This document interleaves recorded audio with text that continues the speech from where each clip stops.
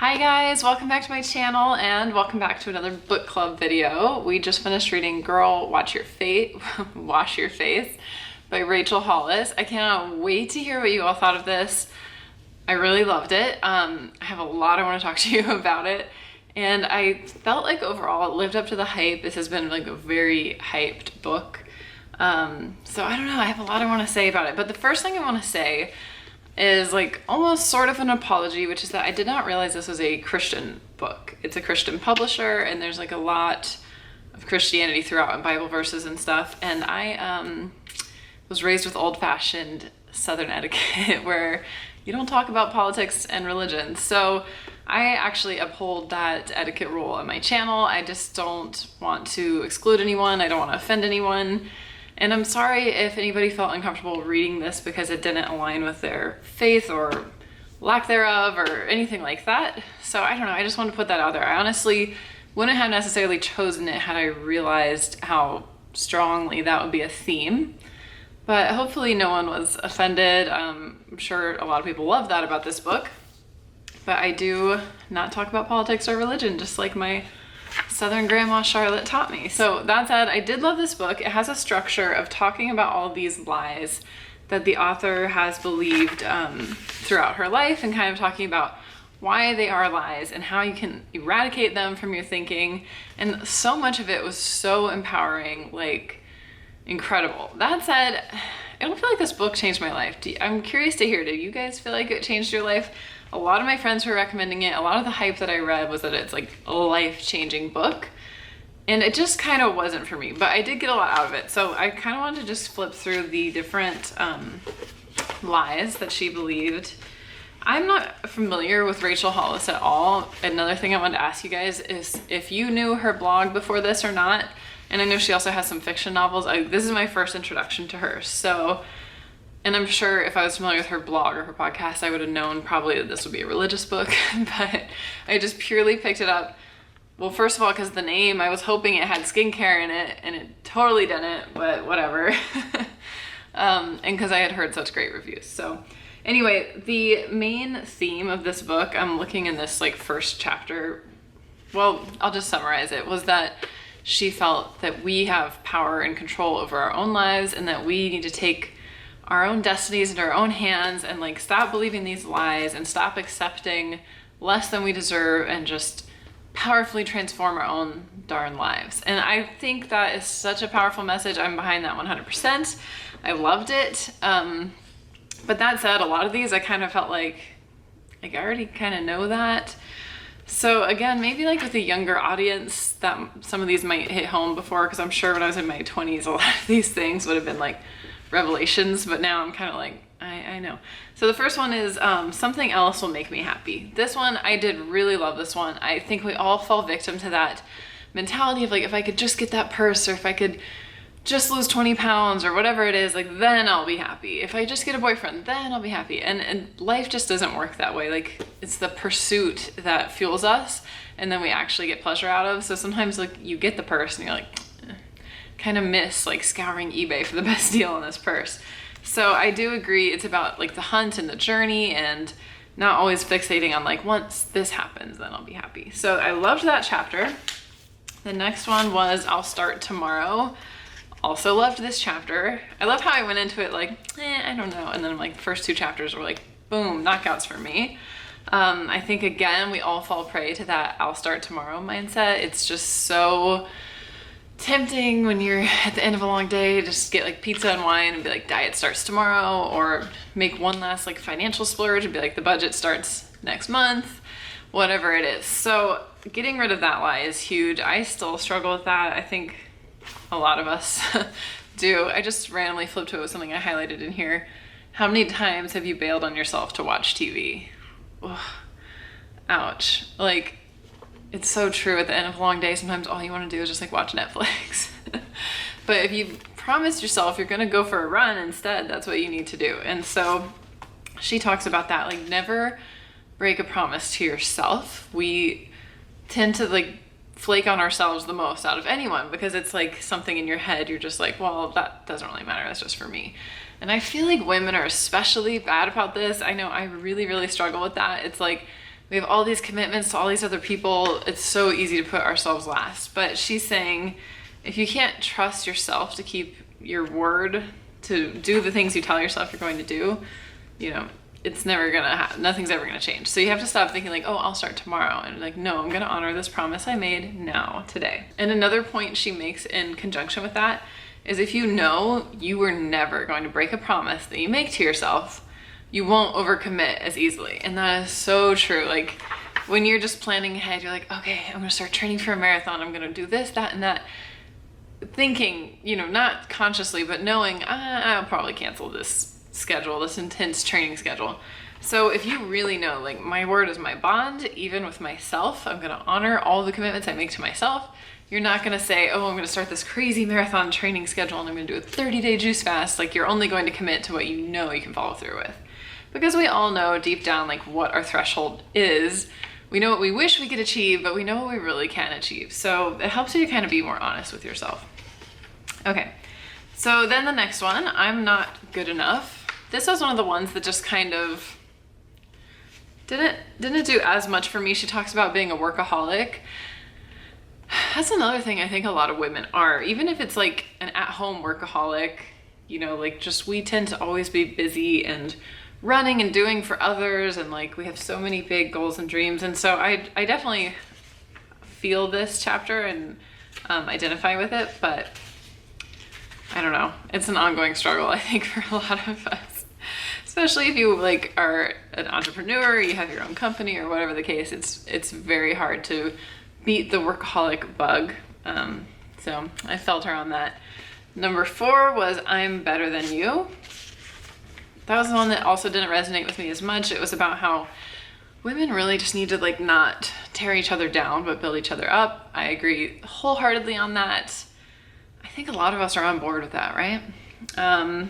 Number 5, loving him is enough. That was like a shocking chapter because she talked about this horrible boyfriend she had, and he was awful for a whole year and he treated her so badly. And then she revealed that he's now her husband. And I was like, oh, I did not see that coming, honestly. That was a crazy chapter. I wonder how her husband felt about that chapter. And I believe she and her husband have a podcast together about relationships. I think it's probably like a Christian relationship podcast. I haven't checked it out, but they are an interesting couple. They've been together since she was really, really young, and they had a rocky start. So that was interesting to read. All right, chapter 8. I don't know how to be a mom. There's a lot on motherhood in here. My gut tells me it's very authentic, good stuff, but you know, I am only a mom to 2 doggies, so they are much less difficult to raise than human puppies, but she really lays it all out there. She seems brutally honest. I really admire how she wasn't afraid to sound not like a bad mom, you know, but like there's so much pressure to be like the perfect Pinterest mom all the time. And I really admired her honesty with like, you know, just how real the struggle can be. The next one was, wait, I thought that was, oh, the first one was I don't know how to be a mom. And then this one is I'm not a good mom. So both of those were all about the motherhood stuff. And anybody out there who's got kids, maybe you can weigh in on how those felt for you, if they triggered anything as a mother. I feel like they probably are full of tons of gems. Okay, number 10 was I should be further along by now. So true.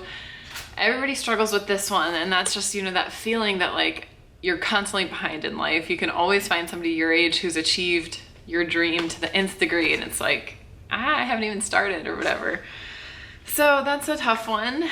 And I really appreciate her message about releasing those expectations so you can just be the best version of yourself. By the way, the end of each chapter has this little section, things that helped me, and she has 3 little things. I felt like that was the blogger in her coming out. This whole book has like a whole, a structure, like a premise that she was kind of going on. Like, here's a lie. Here are 3 things I did to get over it. Here's another one, here's things. And I feel like she's such a good writer, which by the way, great writer. I found her like laugh out loud funny a ton of times. I was cracking up. I almost don't feel like she needed that like kind of gimmick per se. I didn't usually get that much out of this section at the end, things that helped me, because like she's already told the whole story of her own personal experience with this lie. But, you know, I can understand feeling, it almost feels like a crutch, sort of, but I understand wanting that. And this is her first nonfiction book, so. Okay, so this one, other people's kids are so much cleaner / better organized / more polite. So funny. I can't relate on the kids thing, but I do feel that way about my dogs. I'm like, other people's dogs are better behaved than my dogs.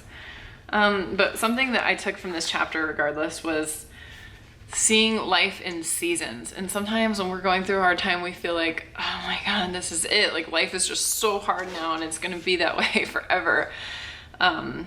Or also when things are really good, sometimes we take it for granted and we're like, well, this will just be my new normal now.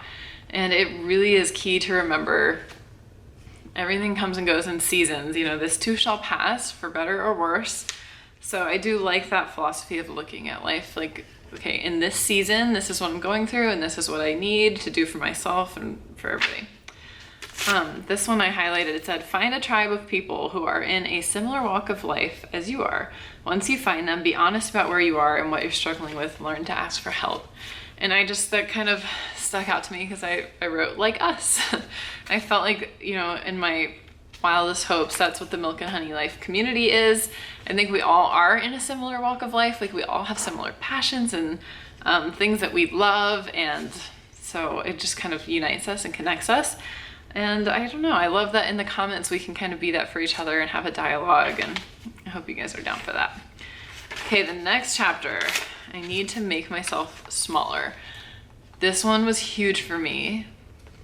I started reading it and I was like, not really connecting with this because it talked about what a difficult relationship she had with her dad, and I'm so fortunate that my parents were just absolutely amazing. So grateful for the years that I had them. But this chapter, by the end of it, like I had to close the book and just think for like 10 minutes because I was like, wow, that really is true. And yet again, I feel like it's another thing so many women can relate to, this need to like be small, like take up less room, don't make other people uncomfortable. You know how they talk about how men like do this thing called man spreading when they're like on the subway and they're like taking up as much room as possible, whereas a woman tends to be, you know, like kind of more taking up as little room as possible. So that's on a physical level, but she's talking more on a metaphysical level. You know, like if somebody asks, what do you do? And you just downplay it instinctively. I know I do that. When somebody asks me about my YouTube channel, I get really shy. I'm like, it's nothing, like don't, I don't know. But I should be like, you know what, it's really cool. I've met some of the most amazing people in my entire life and there's this community forming and I love it, I live for it. It's so awesome. You know, like why do we try to belittle the things that we do and care about? So this whole chapter was just like highlighted, book-eared, highlighted, dog-eared it. She says you can't blame the past for things that went wrong if you aren't willing to be thankful for the things that went right. Okay, I just have so much highlighted in this chapter that I want to read, but okay. This one, page 129, I will not get there being to achieve all of her goals and dreams, unless I start embracing every side of my character, including the sides of me that make other people uncomfortable. This is what occurred to me at the conference that day. I cannot continue to live as half of myself simply because it's hard for others to handle all of me. That almost was like a punch in the gut. I was like, wow. And I know I keep saying this, but I just know so many of my girlfriends, like I've had conversations with them that we feel this exact way. That's why I keep saying I think it's kind of like a woman thing that we do. Another thing that's kind of made me think of is a lot of people, you know, that were victims of like some horrible act of violence or abuse. Sometimes they got a bad vibe from the person before it happened, but they were just trying to be polite. So they got on the elevator anyway, or like they walked through the dark parking lot anyway, because they didn't want to offend the other person by like jumping off the elevator. So it sort of sounds like peripheral to this, but I just feel like we tend to worry about like other people's comfort more than our own, or like offending someone else, even like to horrible results. So, and this is like, you know, less dire, but she's saying you can't achieve all of your goals that way. So that is just really powerful. Another thing in this chapter, I actually wrote boom next to this one, page 132. Don't let someone else's opinion of you determine your worth. Don't miss out on the chance to live the life of incredible possibility in front of you You were not made to be small. Boom. Like, wow. I mean, again, this chapter just really resonated. I was like, that's so powerful, and I'm so glad she said it. The next one, the lie, is I'm going to marry Matt Damon. Part of me felt like she wrote this chapter in the hopes Matt Damon would like comment on it. And I haven't looked up to see if he had any kind of response. I know a lot of books reference Matt Damon because he's like the epitome of like a dream guy kind of. But this chapter was funny. It's just like she supposedly really thought she was going to marry Matt Damon, and that obviously didn't happen. I think she's in a pretty happy marriage, but she felt like that was destined to be. And so basically it's a chapter about visualization, I think. That one didn't come true, but she does sort of talk about other stuff she's visualized, and it does come true, and just in a daydreamy type of way. Like she said, Mindy Kaling coined the phrase cardio fantasies, which is when you're doing cardio and you just desperately need to like distract your brain. You just kind of daydream, basically. And I personally am a huge believer in visualization. I think it's so effective from like a law of attraction standpoint. It's one of the most powerful tools that you can use. And I think she definitely knows how to use it, even if it's not to manifest like the exact marrying actual Matt Damon. I think it's safe to say she married her own Matt Damon. Like she's smitten with her husband and they have a great relationship. And obviously a lot of other dreams that she's had for herself, she has manifested. You know, like she didn't go to college. She started out with like nothing in Los Angeles and like built herself up into this huge media empire. So she's totally inspirational in that way. And I wouldn't be surprised at all if she visualized a lot of those goals as she went. So, oh, this I love too. At the end of that chapter, you know what? Maybe I should take it back. The things that helped me, sometimes they were helpful. This one, she said, I drive around town saying my goals out loud in my car where no one can hear me. Love that. Such a good idea. I actually am a proponent of talking to yourself in the car. People will think you're on like a hands-free call, so just don't worry. And it's almost like a way to just verbally journal. I feel like it's just, you know, what else are you gonna do at that time? Almost like pretend you're vlogging. Seriously, I've recommended this to friends before and they're like, that technique really works. Like it helps you talk through some stuff. And then if you're gonna use that time to manifest your goals by just powerfully reiterating them out loud, that's even better. So love that chapter. This one, the lie, I'm a terrible writer. I'm a writer. So yes, I totally understood her fears. I understand this lie. I know how it creeps up on us, but the note I want to make is that this totally applied to all creators, which is to say all human beings. Because whether, you know, you're working at Starbucks or you have a YouTube channel or you're a lawyer, like you're creating something. And there's always that insecurity about, am I actually terrible at this? So I definitely felt her when she was, you know, having her anxieties about her writing. She said, again, someone else's opinion of you is none of your business. And she brought religion into all of these, but especially this one. She said, you create because you have a God-given ability to do so. And she almost sees it as her responsibility to a higher power to be creative. And then you also just have to come to terms with the fact that like people aren't going to love your creations or even appreciate it or recognize it. So whether that means you made like this perfect latte and the person who's gonna take it just won't even like think about it, much less throw a tip in the jar or whatever the case may be, you know, we can't look for validation of our art, of our craft, of our creativity in someone else. It has to come from within. So yep, we all need that. I think not just writers. The next one, I will never get past this. And wow, this one hit me hard. I didn't see it coming because I felt like I knew her whole life story up to this point already because she talks so much about growing up in this small town, building herself up from nothing, meeting her husband, blah, blah, blah. But this took me aback because there's just such a heartbreaking tragedy that her older brother committed suicide and that she found the body, and it was just like, oh my gosh, it was heartbreaking. And it really resonated with me. Like, you know, thank goodness I had never had anything that graphically traumatic, and I haven't been touched by suicide, but you know, I've lost both my parents, all of my grandparents, all at a really relatively young age. So I've had a ton of loss in my life too. And her approach to it was like really powerful, and just basically the idea that you can't let the things that happen to you hold you back. You can't tell yourself, I'll never get past this, because you will get past this. You are so strong. And she says, you know, use these hardships even as a means of strengthening yourself. Like, if I could get through that, I can get through anything else that comes my way.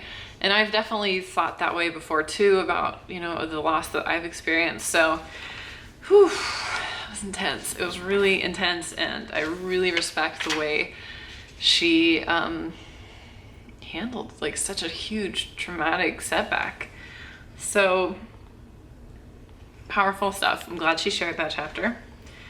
And she's all about the power of therapy all throughout this book. And she shared something really interesting that her therapist told her to schedule in a time to think about like the horrific graphic images that would like keep her up at night. And by having it in her calendar, like, okay, for 5 minutes, I'm going to think about that. It kind of freed her brain up to stop thinking about it at night or whenever. So like I said, I'm so fortunate. I don't have anything that traumatic per se, but I do have graphic images that haunt me from my parents' illnesses. And so I don't know, that technique is interesting, but so scary. And I just kind of wanted to bring it up, even though this is like way darker than my channel usually gets, to see if anybody had any experience with that or any thoughts on that, because oof, it just sounds so painful to make yourself think about your painful thoughts. But then again, if you can kind of keep them from haunting you the rest of the time, maybe it's worth it. So I don't know, that was a really intense chapter. Whew. I need a sip of water after that one. The next one was I Can't Tell the Truth. And what was this one about? Oh, this was crazy, about all of her struggles adopting, and specifically with the foster system. It was really disillusioning to hear just how much struggle she went through trying to adopt. And it's just so sad that, you know, it's so difficult to do such a good thing. So I really admired her honesty in that. Again, it wasn't something that I had any personal experience with. Something I wanted to say about this book is I have a feeling if you reread it throughout your life periodically, different chapters will jump out at you at different times. And that's why I can't wait to hear which really resonated for you guys, which are, you know, maybe at a slightly different place in your walk of life than I am, but something probably will grab you every time you read this. So the next one was I Am Defined by My Weight. And it was very interesting. It was about her own struggles with food. It was almost a little contentious because she said, well, I'll just let her say it. She said on page 182, the lie I used to believe was that my weight would define me, that it would speak volumes about who I was as a person. Today, I believe it's not your weight that defines you, but the care and consideration you put into your body does. So she's basically saying like it's not okay to be overweight is what I took from that chapter, which is a bold statement in a world that really needs more understanding, I think, and less judging. But she, you know, her religion comes into it again. She says it's an offense to your soul to treat yourself badly. I totally agree. We absolutely should be treating ourselves the best possible way. Self-care is not just face masks. It's exercise and prepping a healthy meal for yourself and drinking enough water all day. And it's the hard stuff, but it is so the most important thing. I've talked about in other videos, your health is the absolute most important thing. So I'm with her on that, but I also feel like she could have been a little bit gentler. She was very gentle, but I just was still a little surprised that she went there, because you just never know what's going on with somebody else. Like, not everybody's going to be in a certain weight range or have a certain body type. It doesn't mean they're not taking care of themselves. Anyway, it's not like she was outright saying anything bad. It's just, that was kind of the vibe I got from that chapter. Okay, the next one, I Need a Drink. This one sort of confused me because she talked about how she has drank too much at certain points in her life, but then all throughout this book, she also talked about drinking. So I was kind of confused. Does she still drink or not? And if so, then did she not really have a problem with it, or did she? I don't know. That one was kind of confusing to me. I think it's just about moderation, really, but alcohol is a touchy subject with moderation because some people just can't, you know? With any potentially addictive substance, whether that's like a cigarette or a drink of alcohol or heroin, you know? Okay, chapter 19. I'm sorry, I gotta move us through this a little faster. The lie, there's only one right way to be. This, I almost wish this chapter was at the beginning because like I said, I was feeling a little bit bad that this choice might have kind of alienated some people of different faiths.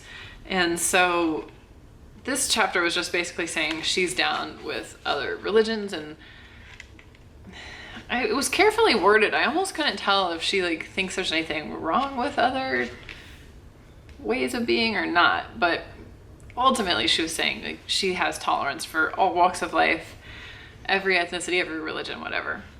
So that I feel like would have been a good leading chapter for such a religious book that has a mainstream audience. Okay, I think this is the last one. Yes, and it was I Need a Hero. I knew she was gonna like bring it home. I had a feeling this was gonna be like a powerful ending, and it was.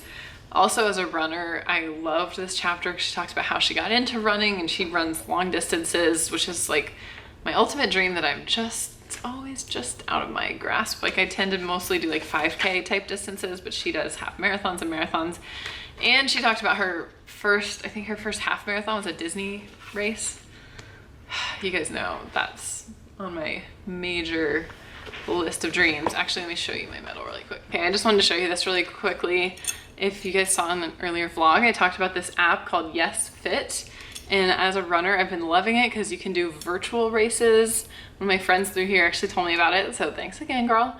But I got my first medal. This is for the Cinderella 18.5 miles, which I ran it in the course of 5K, which is 3-mile distances. So I just love that you can do these races at your own pace. You can do it, it's just an app on your phone. Isn't this so pretty? Oh my gosh. I'm already signed up for my next race with them. It's very motivating. So I just want to throw that out there. It's called Yes Fit. Obviously I'm not sponsored or affiliated or anything. But anyway, so this chapter was about her experiences with running. And it was really motivational how she realized, like the song I Need a Hero came on and she realized I don't need a hero. Like in this moment, I am my own hero. And I'm like, nobody else got up and did those 6 a.m. runs for me. Nobody else went to bed early for me. Nobody else researched this training plan for me. I did all of this and I was my own hero to get myself there. So very motivational way to end this chapter, this book. And she just kind of gives like a little pep talk at the end, just like stop treating yourself like crap. Stop believing all of these lies. Stop waiting for something else and just change your own life. Be in control of your own destiny and make your own dreams come true. So I was like, yeah. And I think probably everybody, it would be hard to read this and not have that reaction, I would think. Very inspiring. Finally, she brought the washing your face into it. Like, would it have killed her to put a skincare chapter in here? Come on now. I'm like almost sad that she got this title because I would have run with this title and had like a whole skincare analogy all throughout, but whatever, it's cool. So yeah, that's the whole thing. Those are my thoughts. I can't wait to hear what you guys thought about this one because like I said, it was very contentious in some ways, very inspirational, very also kind of like, duh, I already knew that at points. I don't know. I had a lot of feelings about this, so I can't wait to see what you guys thought as well. And now just for a little exciting announcement, this will be our next book. I'm so excited about this one. It's called Eligible by Curtis Littenfeld. Is that right? Sittenfeld, sorry, that font does not look like an L. Anyway, Curtis Sittenfeld, and this is a retelling of Pride and Prejudice. Before everybody groans, because like, let's admit that's been done. Supposedly it hasn't been done this well. It's gotten rave reviews from everything from New York Times. It's a bestseller. It has all this incredible praise. Plus, look at these cute illustrations. I actually just find this a very aesthetically pleasing book, which is silly. You know, don't judge a book by its cover, but I do kind of feel like I want to sit in like a cafe and read this book. So yeah, I asked you guys on Instagram for recommendations for our next book. It was time to do a novel because we did short stories, which you guys indulged me on because it was Tom Hanks. Then we did sort of a self-helpy type thing. So now we are finally doing a novel. So if you've been sitting it out waiting for a novel, now's your time. And I asked you guys on Instagram, I got so many good suggestions. I want to read every single book you guys recommended, and we will. And we're going to do some of them for the future choices. But I wanted to do this one first because it came up so much and it had such great reviews. And you guys said it was just really, really fun. And I love Jane Austen. I mean, like any English major worth her salt, like my little 18-year-old heart just would beat out of my chest when I read Jane Austen for the first time. Pride and Prejudice, such a good book. I love every movie version of it. So this will be really fun. And from what I can tell, the characters actually have the same exact names as the characters in the original Jane Austen Pride and Prejudice, but it's just totally a modern telling of the story set in like New York City and Cincinnati. And so it'll be a very new reimagining of a classic tale. And like I said, the press is so good and you guys had such good things to say that I'm very hopeful about it. So we will be talking about this book, Eligible, on October 20th. And I think for my next one, the way I want to do it is have an Instagram live. And I will tell you guys the exact day and time in advance that I'll do that. Follow me on Instagram to make sure you get those details. I'll probably post it in my story or like on my actual page so you definitely see it. But I will record that and put it on YouTube for those of you, because I know a lot of you don't have Instagram, and that's kind of frustrating for you guys when I do something like it's a giveaway on Instagram. But for those of you who do have it and who read the book, I thought that'd be so much more fun if we could actually be talking and you can leave comments and watch me do the review live, and it'll be more interactive, and then I'll still post it for everybody else. So that's what I'm thinking. Stay tuned for the exact time and day, and definitely plan on reading this with us. And that is it. So thank you guys so much for joining me on this one. I can't wait to hear your thoughts. I hope you enjoyed it. I hope you're enjoying this whole book series. Definitely let me know down below, and I will see you very soon in the next one. Hit subscribe so you don't miss all the future book reviews and book clubs and other goodness in between. I like to space the books out about 6 weeks because I know we are all so busy and our lives are very full, and I just want to make sure we have time to read it, and I don't want to like add something to everybody's to-do list that's stressful. So let's just enjoy a little escapism. The world needs a little more romance, you know? I'm getting way off topic now, but I watched All the Boys I Loved Before, that Netflix movie everybody's talking about. It's so good, and it made me so happy because like romances used to be a thing. The rom-com, I feel like it's dead. It's so rare that there's a romantic comedy in theaters. So anyway, let's just infuse a little romance into the world and bring back some classic love stories like Jane Austen. Anyway, okay, I'm getting so off topic, but I will see you guys in the next video. I can't wait. Thank you so much. Thank you for your support, and I'll talk to you soon. Bye.